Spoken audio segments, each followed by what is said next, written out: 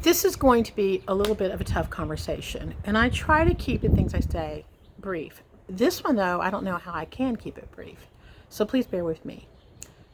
This morning, someone sent me a photograph of a car wreck. Her friend was in this horrible wreck, and she wanted me to see how serious this is. She was wanting comfort and sending me this photograph of the wreckage that just happened the night before, not knowing how this one was going to be, was kind of traumatic. And I get it. She wanted me to see her pain. She wanted me to see the seriousness.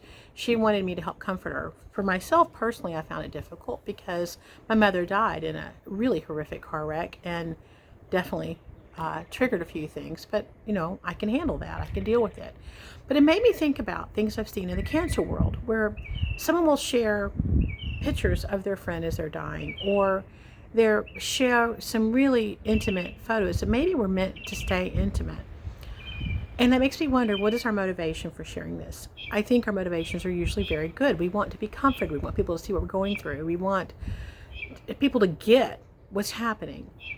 But also, and as much as I love transparency, because I truly believe the more we talk about really significant hard issues, we can come to conclusions, is I think sometimes there are places that things should be private. I remember when I was very ill, several people would come up to me, my young son, and say, "So, tell me when your mother's going to die." And he was traumatized.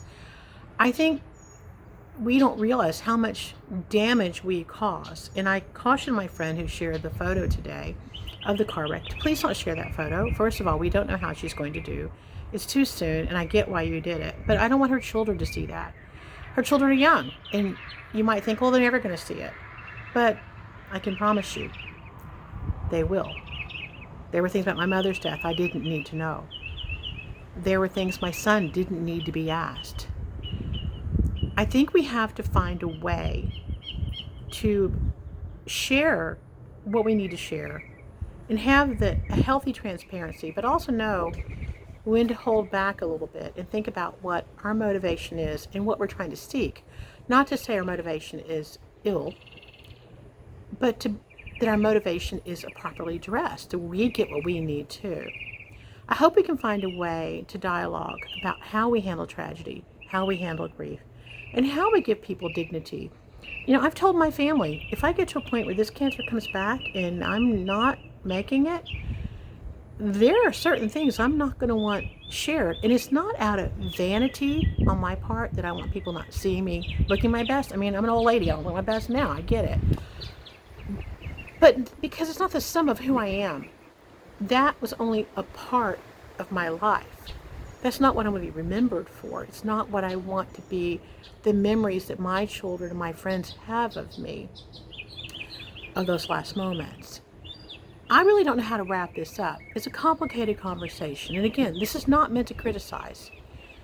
And I think everyone should look up an article that was ran in the Los Angeles Times called The Circles of Support, or The Rings of Support, where it talks about the person who's suffering is in the middle, and everyone's in a ring out from that. And then the rings expand. So I told my friend who sent me the picture, her friend is in the middle. She's close. She's in that second ring. I'm further out. So when she needs support, she can come to me. And that support will flow inward. And then eventually it all accumulates into support for the person suffering. Like I said, I don't know how to wrap it up. This is not to be critical. I just think we need to think about what is the good in transparency? How can we use it well?